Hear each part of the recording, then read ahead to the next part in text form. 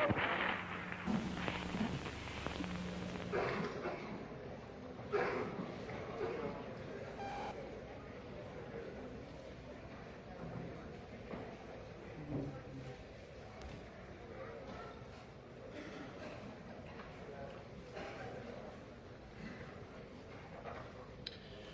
someone get the lights, please?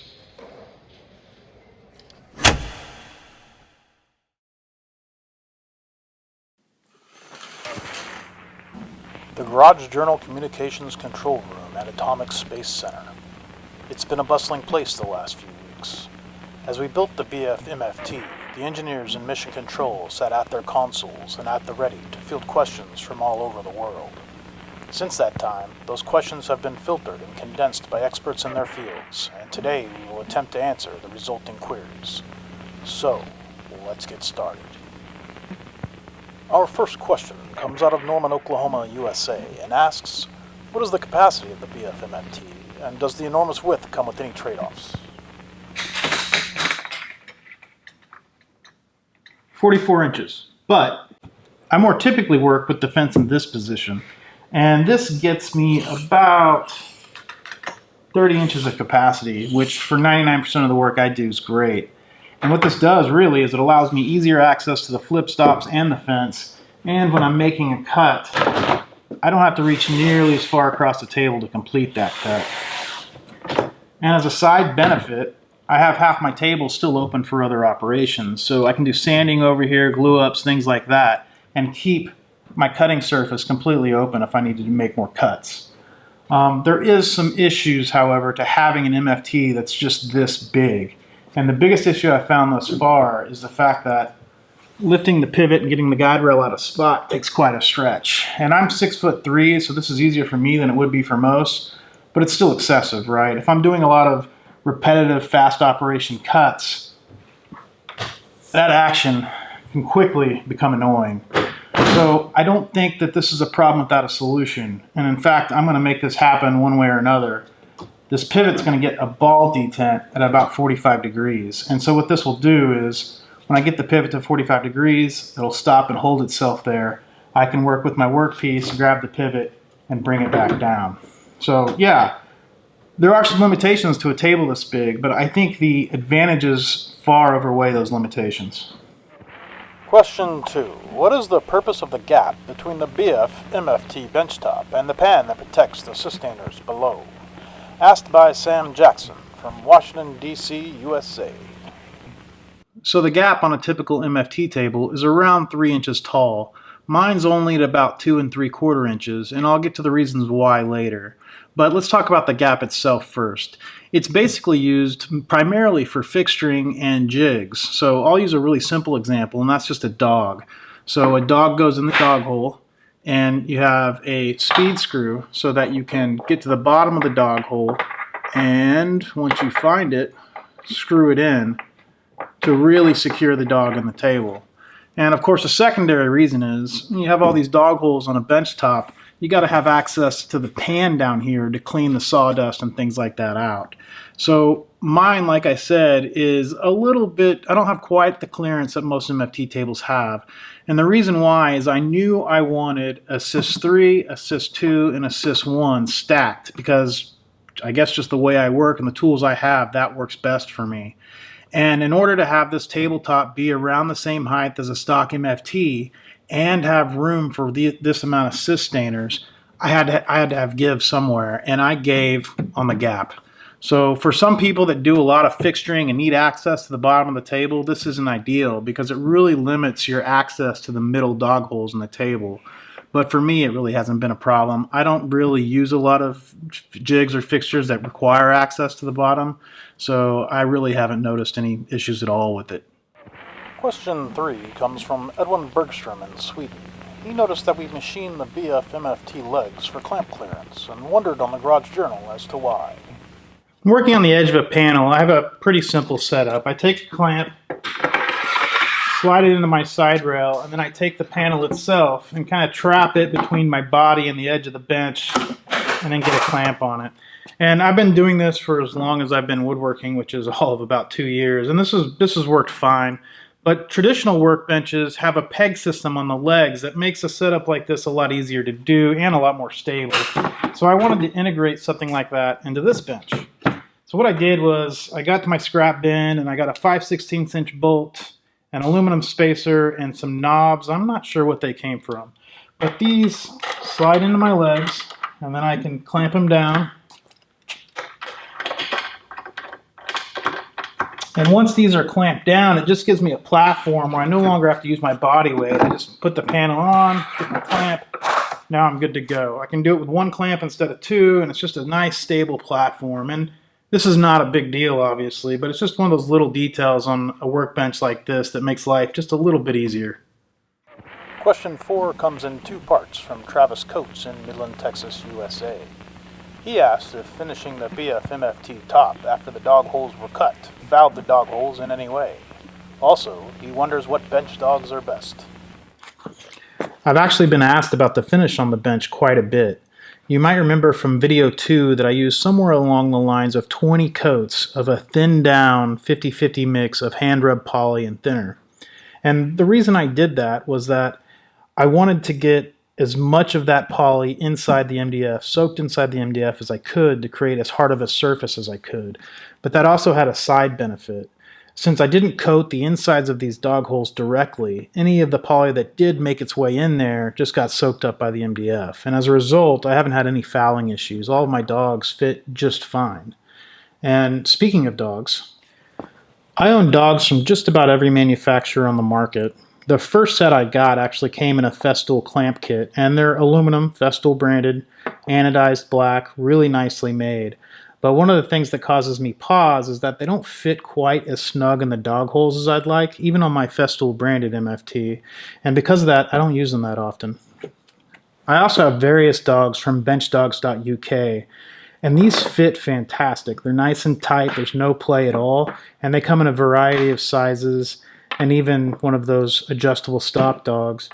The only thing that really kind of bums me out about these is that the surface quality of the machine work isn't that great. They're just raw. And in fact, when you get them in the package, they often have aluminum shavings in them. So these, while they fit well, are not my favorite. Recently, Right Angle Design sent me these dogs, and they're made out of Delrin, I think, some sort of plastic. Machined really well, they look great, and they fit about like the Festool dogs. There's a little bit of play, but not too bad. Probably won't bother you. What I like about the idea of this is you can cut into these and it's not going to destroy your blade. So pretty neat little safety precaution, and these are worth having, I think. These dogs are from TSO Products, and again, they come in many different sizes, but also a couple of different specifications. So this is a loose-fitting dog. You put it over the hole, it slides right in, no effort. There's a little bit of play there. So, depending on the MFT tabletop you're using, they also have a tight fit dog. You'll notice I'll put it over the hole. It does not slide right in, but if I push it with my finger, it feels almost like a vacuum fit. It's the perfect fitting dog, and in my opinion, these are probably the best dogs on the market. Question 5 asks what our most well-used yet obscure accessory is for the BF MFT. This is the MTR18 Triangle from TSO Products.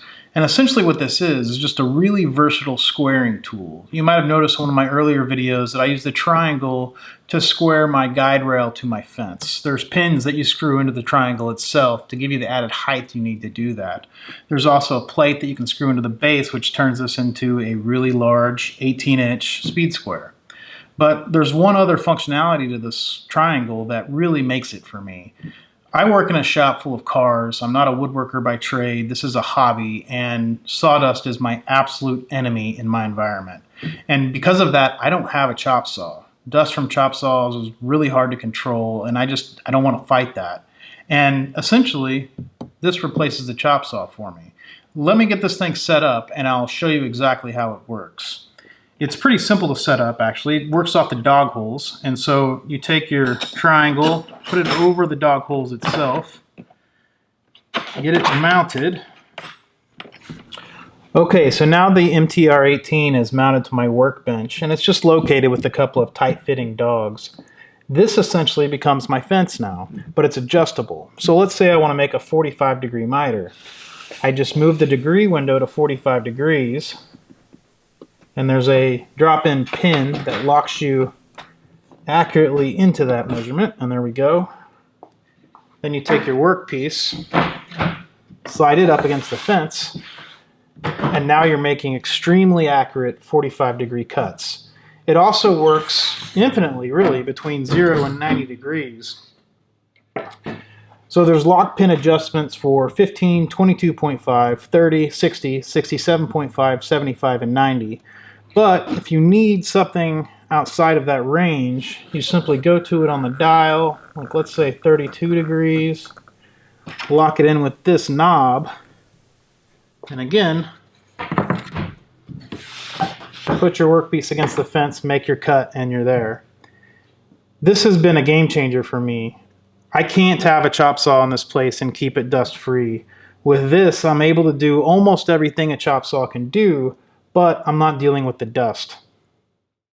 Wait, before we move on to the next question, I just realized I've mentioned TSO more than a few times in my past couple of videos, and I just wanted to clarify something. I am not sponsored by TSO. They're not paying me. I just happen to really like their products. It started actually with this guide rail square. If I would have known 2 years ago what I know now, I would have bought a couple of guide rails, a track saw, and this. And with those things, you can accurately make just about any cabinet part that you need to make.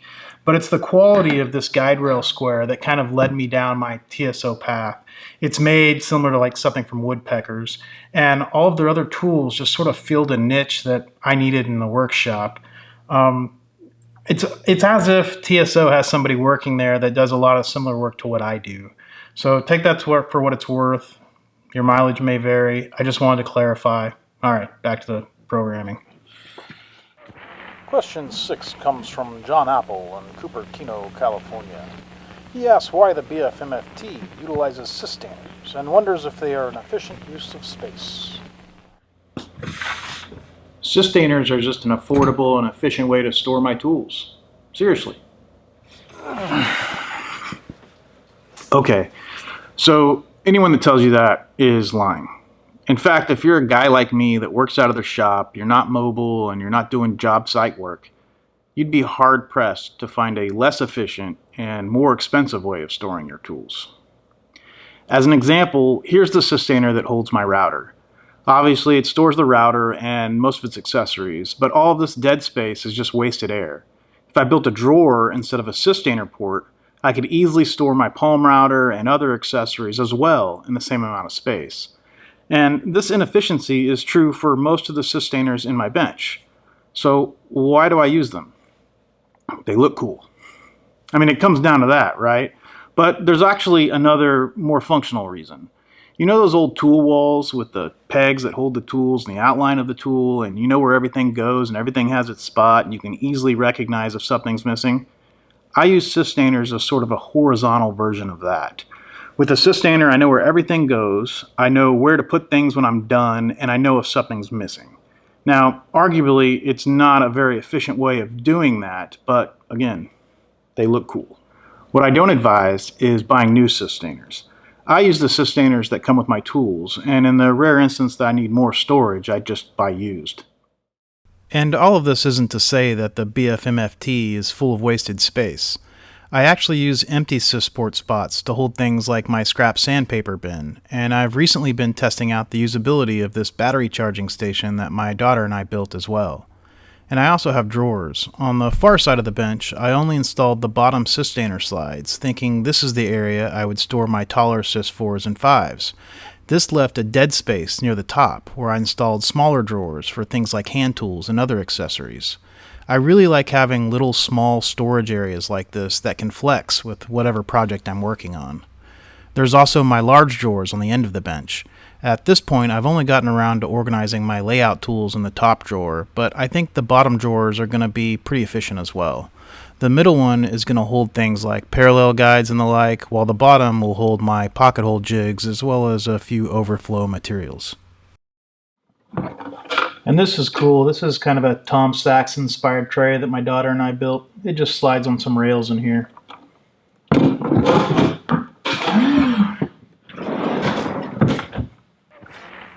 Question 7 comes from Nick Fisher in the United Kingdom, and he wonders about the budget for the BF MFT. Okay, let's get down to brass tacks here. So all in, the BF MFT, as you see it, cost me $1,198.35. There's a couple of exceptions here, though, that I'd like to mention. The first is I had to pay to have the CNC top done 3 different times. In my number there, I just pretended like I only did it once. The other thing to consider is some of this 80/20 that I used, I bought used, and other parts I bought directly from 80/20.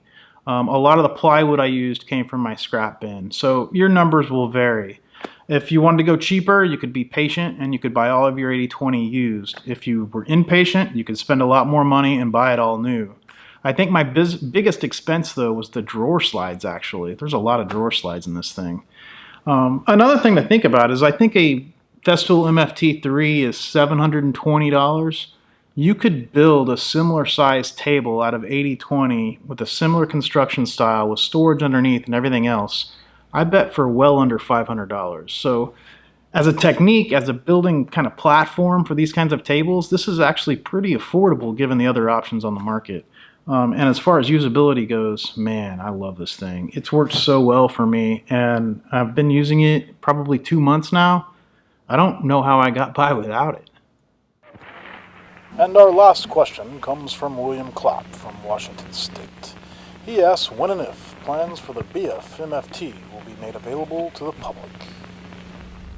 So I've been asked about plans a lot, actually, and it's a bit difficult. I'm not a woodworker, for one, and so I don't have really good plans to follow, and I'm not that great with SketchUp either. So what I can provide is sort of a rough diagram of what I did in SketchUp, and you could take it from there. I'm also going to try to work with 80/20 to get some sort of a parts list together. So the way ordering from 80/20 works is sort of difficult. You've got to find your local distributor, and then you kind of tell them what you want, and from that they build kind of a diagram and a parts list that you approve. And then once that's approved, they send it to 80/20, who does the machinings, does the cutting, and packages it all together, and then ships it directly to you. So in an instance like this, it can get sort of difficult as far as the logistics and whatnot, but I'm going to try to see what I can do, and yeah, we'll go from there. But that's it. I'm editing the video. I'm finally done with this. I can go on and work on regular stuff again, but I will say this has been the most fun project I've worked on thus far. I really enjoyed it, and I love the bench. So yeah, thanks for following along. I think on that profound question, we'll knock it off now. Thank you very much.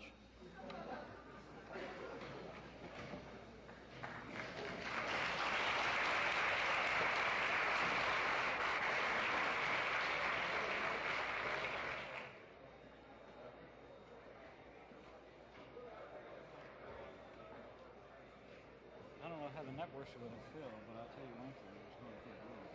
Yeah.